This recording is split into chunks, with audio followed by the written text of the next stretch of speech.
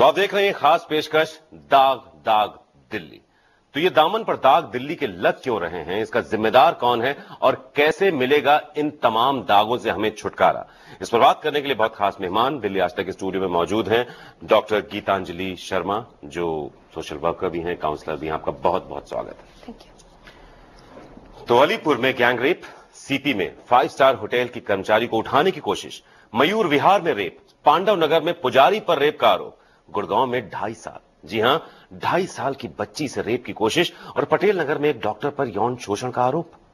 सवाल उठता है कि क्या 16 दिसंबर 2012 के बाद कुछ भी नहीं बदला? इन तमाम खबरों को देखकर यही लगता है कि कुछ भी नहीं बदला। तो दूसरा सवाल यह उठता है कि आखिर इतने आंदोलन, इतने हंगामे के बाद भी क्यों कुछ बदलता नहीं दिख रहा?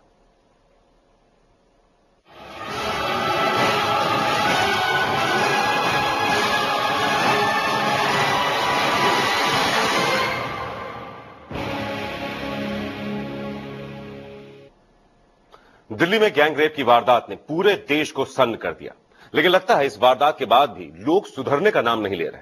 यही वजह है कि दिल्ली एनसीआर के अलावा पूरे देश में गैंग रेप और छेड़खानी के मामले तेजी से बढ़े।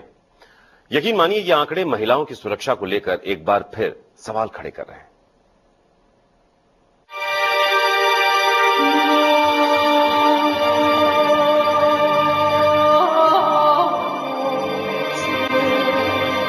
पिछले 23 दिनों से हम सब 16 दिसंबर की उस काली और मनहूस रात की ही बात कर रहे हैं। बात करनी भी चाहिए, क्योंकि उसी ने तो झकझोरा है हम सबको। पर ये बताएं कि क्या 16 दिसंबर की रात के बाद वैसी मनहूस रात किसी और लड़की पर नहीं उतरी? किसी और की इज्जत लहूलुहान नहीं हुई?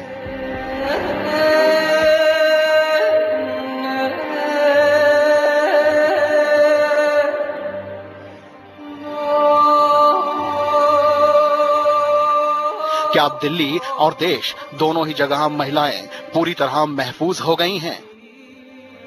आप में से ज्यादातर को यही लगता होगा कि पिछले 23 दिनों से दिल्ली और देश का जो मूड है, लोगों में जो आक्रोश है, नेता, सरकार और पुलिस का जो कड़ा रवैया है, उसे देखते हुए कम से कम अब तो महिलाओं के मन से अपनी सुरक्षा को लेकर डर दूर हो गया होगा। आबरू के दुश्मनों के मन में डर बैठ गया होगा। पर यकीन मानिए, ऐसा है नहीं।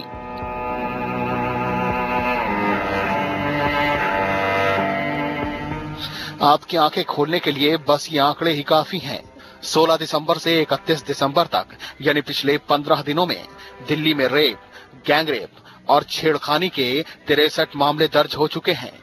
यानी 16 दिसंबर के बाद भी महिलाओं के खिलाफ अपराध में कोई कमी नहीं आई है, बल्कि बढ़ी ही है। अब इन आंकड़ों के हिसाब से इसकी 2 ही वजहें हो सकती हैं।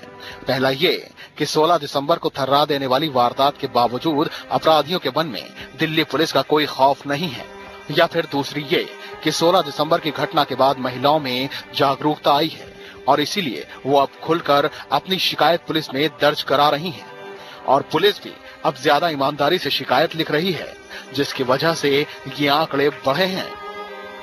रेप जैसे संगीन गुनाह को लेकर जब कौमी बहस छिड़ी हो, सड़क से लेकर संसद तक हाहाकार मचा हो और इस तमाम बहस की धुरी देश की राजधानी दिल्ली हो, तब भी इसी दिल्ली में छेड़छाड़ और बलात्कार जैसी वारदातों में कमी आने की बजाय इजाफा होना चौंकाने वाली बात जरूर है। आंकड़ों के मुताबिक दिल्ली में 1 से 16 दिसंबर के बीच बलात्कार की 22 वारदातें हुई, जबकि 17 से 31 दिसंबर के बीच बलात्कार और छेड़खानी के कुल 63 मामले दर्ज हुए। यानी अकेले दिसंबर के महीने में दिल्ली में रेप और छेड़खानी के कुल 85 मामले हुए। इस दौरान अगर देश के आंकड़ों पर नजर डालें तो 17 दिसंबर से 31 दिसंबर के बीच देश भर में रेप के करीब 900 मामले दर्ज हुए। यानी साफ है, सोच बेशक बदल रही हो, पर हालात अब भी नहीं बदले हैं। जाहिर है वक्त सिर्फ सोचने का नहीं, बल्कि फौरन कुछ ऐसे ठोस कदम उठाने का है जिससे अपराधियों के दिल में कानून का खौफ पैदा हो। हमें सोचना चाहिए कि हम ऐसा क्या करें कि फिर कभी कोई 16 दिसंबर हमारे मुल्क की और हम सब की नजरें नीची ना होने दे। इसे आप समाज में आई जागरूकता का असर मान सकते हैं या फिर बलात्कार के खिलाफ जारी तमाम शोर शराबों के बावजूद बदमाशों के मन में कानून के खौफ का न होना भी। दिल्ली में छेड़छाड़ और बलात्कार की वारदातों में हुआ इजाफा सोचने पर मजबूर जरूर करता है। कैमरा पर्सन अमित कुमार और पुनीत शर्मा के साथ सुप्रतिम बैनर्जी, दिल्ली आज तक। तो यही वो आंकड़ा है जिसने चौंकाया है हमें और आपको। वसंत विहार जैसा कांड होता है, देश भर में धरने प्रदर्शन आंदोलन होते हैं, लड़के लड़कियां सड़कों पर उतरते हैं, सड़क से लेकर संसद तक बहस होती है। बावजूद इसके पिछले साल के मुकाबले इस साल छेड़छाड़ और रेप के केसेस में बढ़ोतरी होना, यह इशारा क्या है? दो ही कारण हैं जो हमने अभी आपको पैकेज में बताया। या तो कानून का कोई खौफ नहीं अपराधियों के मन में, या लोग जागरूक हो गए हैं, पुलिस संवेदनशील हो गई है और ऐसे केसेस को दर्ज कर रही है। मगर समस्या वहीं की वहीं है। इन आंकड़ों पर काबू क्यों नहीं पाया जा सका अब तक, और कब तक पाएंगे हम काबू? स्टूडियो में हमारे साथ हैं डॉक्टर गीतांजलि शर्मा। डॉक्टर शर्मा, आपका बहुत बहुत स्वागत है। Thank you. और सवाल वही है आपसे, आप लगातार ऐसे मामले देखती आई हैं, आप लगातार ऐसे केसेस स्टडी कर रही हैं, आप काउंसलर भी हैं। क्यों नहीं ऐसे मामले रुक पा रहे हैं? दोष कहां पर है? वो कौन सी रग है जिसे हमें छूना पड़ेगा, जिसे शायद अब तक हम छू नहीं पाए?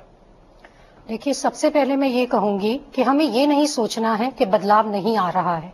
हमें थक कर नहीं बैठना है, हार के नहीं बैठना है, क्योंकि ये बदलाव इतनी जल्दी नहीं आएगा। हम 21वीं सदी में जरूर हैं, पर इस बदलाव को लाने के लिए हमें और बहुत देर इंतजार करना पड़ेगा। क्योंकि एक जो मानसिकता है वो बहुत सदियों से, बहुत सालों से चली आ रही है, जिसे हम कहते हैं male dominance, male power display, जो कहीं पे ये भी दर्शाती है कि जो एक आदमी है, जो एक आम आदमी है इस देश का, वो मेल डोमिनेंस में बिलीव करता है। जब एक रेप जैसा क्राइम होता है, उसके पीछे कई बार अक्सर हम ये कह के टाल देते हैं कि वो एबनॉर्मल बिहेवियर था, साइकोलॉजिकल डिसऑर्डर से पीड़ित था। मैं कहूंगी 99% लोग नॉर्मल हैं। वो सेक्सुअली एडिक्ट हो सकते हैं, सेक्सुअली फ्रस्ट्रेटेड हो सकते हैं, बट सबसे मेन रीजन रेप अटेम्प्ट करने का होता है to show the male power and dominance, to show the women her right place. और जब एक औरत को सिर्फ एज अ सेक्स ऑब्जेक्ट देखा जाता है, जो हम बचपन से एक बच्चा अपने घर में देखता है माँ बाप के बीच में, जब एक औरत की रिस्पेक्ट नहीं की जाती, उसकी कोई से नहीं है शादी में, औरत का पर्पस ही है एक मैन को सर्व करना, उसको ऑब्लाइज करना, उसकी जो सेक्सुअल नीड है उसको सेटिस्फाई करना। ऐसे केस में जब हमारी मानसिकता यही रहती है, तुम औरत को सिर्फ एज अ सेक्स ऑब्जेक्ट देखते हैं, उस मानसिकता को चेंज करने के लिए हमें बहुत धैर्य, संयम और आक्रोश का सहारा लेना पड़ेगा। ये बहुत जल्द नहीं आएगा बदलाव। उसमें एक चीज मैं और देखती हूं जो पिछले कुछ दिनों में सामने आई है, हमारे नेताओं और हाल ही में हमारे एक धर्मगुरु आसाराम बापू का बयान। जी गीतांजलि जी, इस पर हम आपसे जानना भी चाहेंगे, क्योंकि जो हमारे समाज के जो तथाकथित जिम्मेदार लोग हैं, जिनको हजारों लाखों लोग फॉलो करते हैं, उनके बयान किस तरह से ये जो क्रिमिनल मेंटालिटी है एक तरह से इसे फीड कर रहे हैं, इस पर भी हम आपसे चर्चा करेंगे। अभी वक्त एक छोटे से ब्रेक का है, ब्रेक के बाद हाजिर होते हैं। इस अहम मुद्दे पर हमारी चर्चा जारी रहेगी।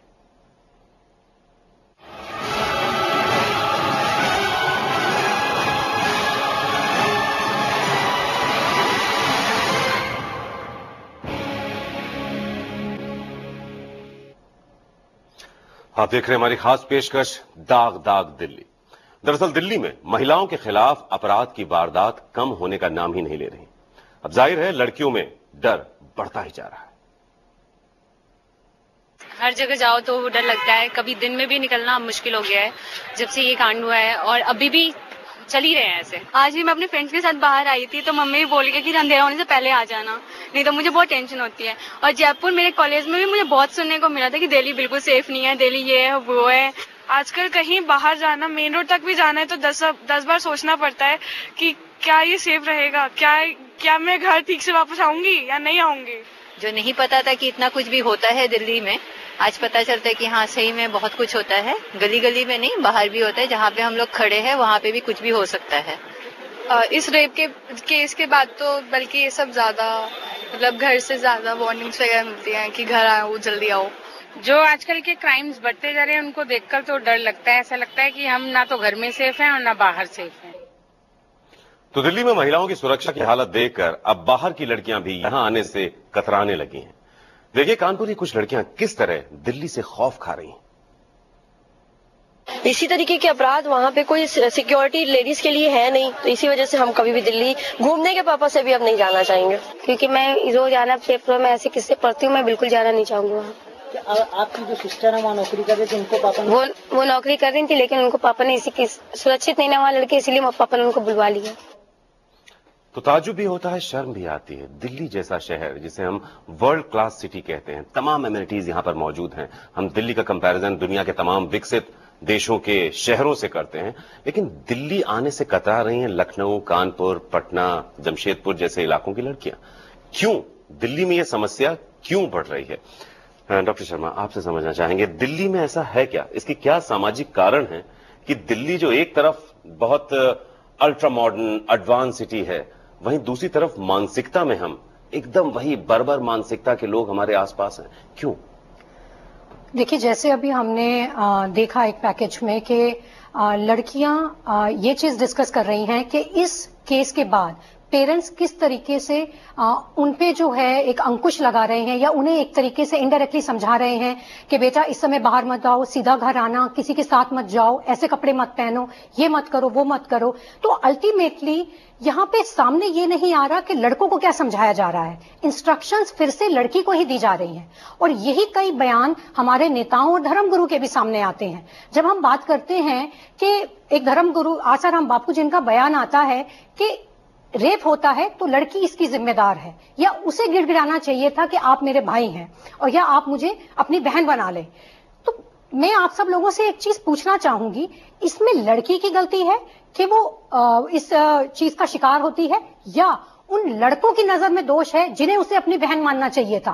फिर से हम दर्शा रहे हैं कि मेल डोमिनेटेड सोसाइटी है, लड़की हमेशा गलत है, लड़का हमेशा ठीक है। और इस तरह के बयान मदद किसकी कर रहे हैं डॉक्टर शर्मा? मदद उन्हीं रेपिस्ट की कर रहे हैं। आप इस मानसिकता को रीइंफोर्स कर रहे हैं कि लड़की को अपने हद में रहना चाहिए, उसे बंद कर रहना चाहिए। जहां वो घर से बाहर निकली या उसने सो कॉल्ड एक लक्ष्मण रेखा लांघी, जो हाल ही में एक और नेता का बयान आया था, तो ऐसे क्राइम होंगे। और अगेन बार बार यही कहा जा रहा है कि इसके लिए लड़की जिम्मेदार है क्योंकि उसने अपनी लक्ष्मण रेखा लांघी है। इस लक्ष्मण रेखा का गणित क्यों पेरेंट्स अपने लड़कों को नहीं समझाते, जिन्हें ज्यादा जरूरत है इस लक्ष्मण रेखा को समझने की? बिल्कुल, समय वो आ गया है कि लक्ष्मण रेखा अब लड़कों के लिए खींची जाए, मर्यादा में रहना उन्हें सिखाया जाए। क्योंकि औरतों को तो शताब्दियों से सिखाया जा रहा है कि मर्यादा में रहें और ये आपकी लक्ष्मण रेखा है, वो उस चीज को फॉलो भी कर रही हैं, पर कहीं भी ये नहीं सिखाया गया कि आदमियों को किस मर्यादा में रहना है। शायद इसीलिए क्राइम कम नहीं हो रहे, क्योंकि सिखाया सिर्फ औरतों को जा रहा है और आदमियों को नहीं सिखाया जा रहा। कहीं उन्हें हम शय दे रहे हैं। जब हम ये चीज बात करते हैं कि ये एक फिजिकल नीड है, ये भी एक हाल ही में बयान आया था कि ये एक फिजिकल नीड है, आप उसे उस तरीके से समझें, ये एक इंसान की नीड है। ये हम एक इंसान की नीड की बात कर रहे हैं या एक जानवर की नीड की बात कर रहे हैं? और ऐसे मौकों पर ऐसे बयान कितने संवेदनशील हैं हमारे तथाकथित जिम्मेदार लोग, इसको भी जाहिर कर देते हैं। बिल्कुल, जहां पर हम ये कहते हैं कि ये एक फिजिकल नीड है, इसका मतलब एक जानवर की तरह एक इंसान कहीं भी किसी के साथ भी अपनी फिजिकल नीड पूरी कर सकता है। ये फिर हम उस चीज को रीइंफोर्स कर रहे हैं। तो कहीं पे इनडायरेक्टली हम ये मैसेज पास ऑन कर रहे हैं कि लड़के जो कर रहे हैं, सदियों से करते आए हैं, वो बिल्कुल ठीक है। विमेन के पास फ्रीडम ऑफ चॉइस नहीं है, फ्रीडम ऑफ एक्सप्रेशन नहीं है। और इस तमाम हालात होने के बाद, गैंग रेप होने के बाद और ऐसे केसेस तमाम सामने आने के बाद जो पेरेंट्स हैं वो फिर बच्चों पे यही, लड़कियों पे यही लगा रहे हैं एक रिस्ट्रिक्शंस के इन सब से ऐसे बचा जाए। बल्कि डॉक्टर गीतांजलि शर्मा, संक्षेप में अगर इसे हम समझें तो अगर कोई ऐसा बड़ा आदमी जिसके हजारों लाखों करोड़ों फॉलोअर्स हैं, वो अगर ऐसे बयान सुनते हैं तो वो भी एक तरह से कंफ्यूज हो जाते हैं कि सच क्या है, सही क्या है, गलत क्या है। जिनको हम भगवान मानते हैं उनकी जुबान से जब इस तरह के बयान निकलते हैं तो कहीं वो अपने ही घर की बच्ची को फिर शक की नजरों से देखने लगते हैं, उसे ही पर्दे में रखकर उसे ही तमाम मंत्र, सरस्वती मंत्र जिनका जिक्र हो रहा है वो पढ़ाने की कोशिश करने लगते हैं। यानी फिर कटघरे में लड़की ही खड़ी हो रही।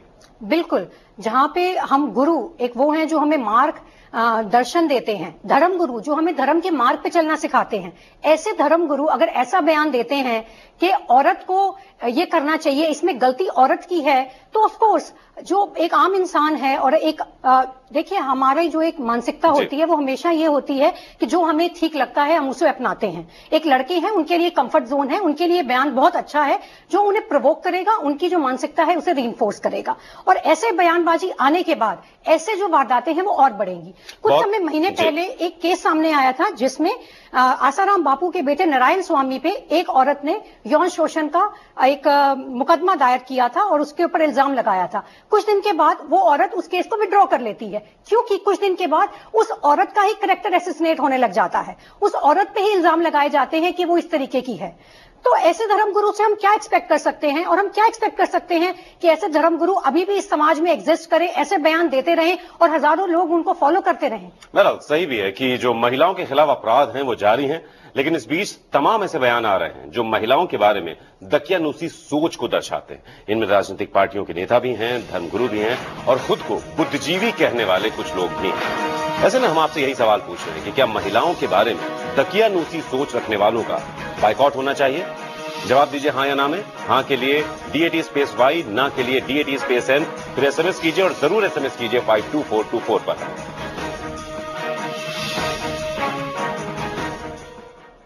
वक्त एक छोटे से ब्रेक का है। ब्रेक के बाद भी डॉक्टर गीतांजलि शर्मा हमारे साथ रहेंगी। आप भी साथ रहिए कि सवाल दाग दाग दिल्ली का है।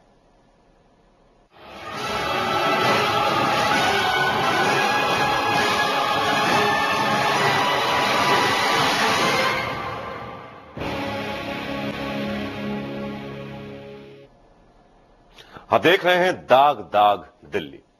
शायद समस्या का समाधान सिर्फ सरकार और सुरक्षा व्यवस्था को कोसने से नहीं मिलेगा। समाधान कैसे मिलेगा, इस पर हम डॉक्टर गीतांजलि शर्मा से बात करेंगे। डॉक्टर शर्मा, हम लोग बात कर रहे थे और भी आपने बताया कि कई ऐसे बयान आते हैं जो इस तरह की जो आपराधिक मानसिकता होती है उसको और ज्यादा प्रमोट करते हैं। आपको क्या लगता है कि इस तरह के जो अपराध होते हैं, रेप जैसे अपराध, ये अक्सर कोर्ट में आरोपियों के वकील साबित करने की कोशिश करते हैं कि वो मानसिक रूप से बीमार था या एकदम से शराब के नशे में उससे ऐसी घटना हुई? आपको नहीं लगता कि ऐसे अपराधी रेप जैसे जघन्य अपराध तक पहुंचने से पहले बाकायदा रेकी करते हैं, छोटी छोटी घटनाएं करते हैं, छेड़खानी करते हैं, एक तरह से उनकी कंडीशनिंग जब हो जाती है और उनको कहीं से सजा नहीं मिलती, ना पुलिस ना कानून से, तब इन अपराधों तक पहुंचते हैं? बिल्कुल ठीक। देखिए, कोई भी चीज एकदम से इंपल्सिव होके नहीं होती है। जो इंपल्स में भी चीज की जाती है, कहीं पे आपकी कंडीशनिंग सबकॉन्शियस माइंड में लाई करती है सिंस योर चाइल्डहुड में, बचपन में जो आपने अपने आसपास देखा वो आपके सबकॉन्शियस माइंड में गया और वो वहां पे रिटेन करता है। उसके बाद आपकी कुछ कुछ हरकतें स्टार्ट होती हैं, जैसे कि ईव टीजिंग, मोलेस्टेशन, लड़की को छेड़ देना, कुछ कह देना, अपनी फ्रस्ट्रेशन जो है कुछ कह के निकाल देना, और उससे अपनी मर्दानगी जाहिर करना। मर्दानगी जाहिर करना, ये अपनी पावर को डिस्प्ले करना कि वुमेन जो है वो एक नीचे तबके की है और उसके साथ हम कुछ भी कर सकते हैं किसी भी समय, किसी भी तरीके से, और वो फाइट बैक नहीं करेगी। जैसे कि हमने आसाराम बापू का भी जिक्र किया, तो उन्होंने बोला कि औरत को गिड़गिड़ाना चाहिए, मतलब women has to beg, she can't fight back. तो जब इस तरीके की हम मानसिकता की बात करते हैं, वो चलती आती है और a person is getting away with all those crimes, जो वो छोटी छोटी हरकतें कर रहा है, लड़की भी जो है फाइट बैक नहीं कर रही है, ये सोच करके एम्बैरस होंगे, 4 लोग और सुनेंगे, क्या होगा, वो उस चीज को रिपोर्ट भी नहीं करती है। और आई थिंक ऐसी चीजों को पुलिस के सामने लेके जाने का भी कोई फायदा नहीं रहता है। रेप जैसे क्राइम को वो लोग लिखने को तैयार नहीं है, FIR करने को तैयार नहीं है, तो एक ईव टीजिंग के लिए तो कुछ भी नहीं होगा। अगर एक लड़की जाती भी है तो उसकी कोई सुनवाई नहीं होगी, और अगर सुनवाई होती भी है तो उस पर कोई कार्रवाई नहीं होगी। तो ऐसे में एक लड़की जो है अपना किनारा कर लेती है, और वहीं पे एक लड़कों को एक प्रमोशन मिल जाता है, एक रीइंफोर्समेंट मिल जाती है कि we can get away with this, और धीरे धीरे वही चीज एक बड़े क्राइम का रूप ले लेती है, एक रेप का रूप ले लेती है। होना क्या चाहिए डॉक्टर शर्मा, आपको लगता है? क्या सार्थक पहल किस तरफ से शुरू होनी चाहिए? आप भी मानती हैं कि पहली पहल घर से शुरू होनी चाहिए, घर के लड़कों को तमीज सिखाने से होनी चाहिए, ये बताने से होनी चाहिए कि तुम्हें जिसने जन्म दिया है वो भी एक लड़की ही थी और तुम्हारी जो बहन है वो भी एक लड़की है, तो पहली तमीज की पाठशाला घर में खुलनी चाहिए। बिल्कुल ठीक। शुरू से ही एक विमेन को रिस्पेक्ट करना सिखाना चाहिए, एक जेंडर इक्वालिटी होनी चाहिए जहां पे औरत और आदमी बराबर हैं, दोनों की फीलिंग्स हैं, दोनों की इमोशंस हैं, दोनों के पास एक फ्रीडम है, इंडिपेंडेंस है, और दोनों की रिस्पेक्ट होनी चाहिए, दोनों के पास राइट है टू से यस और नो। ये चीज एक बचपन से सिखाई जानी चाहिए, ना कि एक औरत को एक वस्तु की तरह दिखाना जो है ये सिखाया जाए। तो जब हम ये चीज सिखाते हैं तो अपने आप वो मानसिकता जो है वो एक रूप ले लेती है जहां पे अब समाज में औरत की इज्जत करते हैं और उसे इस तरीके से यूज नहीं करते, मिसयूज नहीं करते, अब्यूज नहीं करते और उसके बाद थ्रो नहीं कर देते।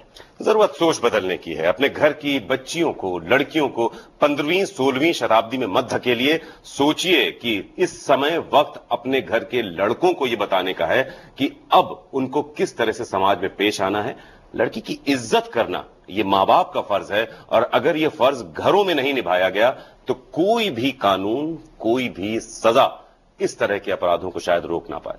बहुत बहुत शुक्रिया डॉक्टर गीतांजलि शर्मा स्टूडियो में आने के लिए, उनसे बात करने के लिए। तो शायद ये जो समस्या है इसका समाधान सिर्फ सरकार और सुरक्षा व्यवस्था को कोसने से नहीं मिलेगा, समाज को सुधरना ही होगा। इसलिए दिल्ली आज तक ने एक अभियान शुरू किया। हम आपको बता दें, बोल दिल्ली बोल, हम कब सुधरेंगे, ये हमारा अभियान है। और कल इस अभियान के तहत दिल्ली आज तक की टीम पहुंचेगी 12:30 बजे मालवीय नगर, 3:30 बजे लाजपत नगर, शाम 5:30 बजे अट्टा मार्केट सेक्टर 18 नोएडा।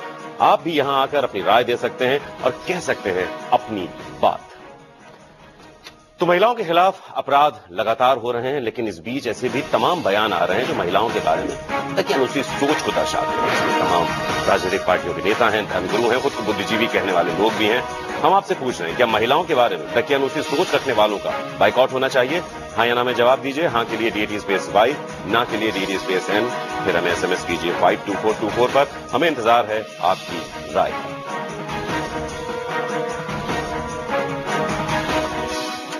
और ताजुब है, जो हमारी सोच है उसी के मुताबिक 85% लोग इस समय कह रहे हैं कि ये जो बुद्धिजीवी, तथाकथित बुद्धिजीवी, धर्मगुरु, ये जो जिम्मेदार लोग हैं, इनका सामाजिक बाइकआउट होना चाहिए अगर वो महिलाओं के लिए दकियानूसी सोच रखते हैं। तो एक बड़ा तबका ये मानता है कि अब इनको सामाजिक तौर पे बाइकआउट झेलना होगा। फिलहाल वक्त एक छोटे से ब्रेक का है।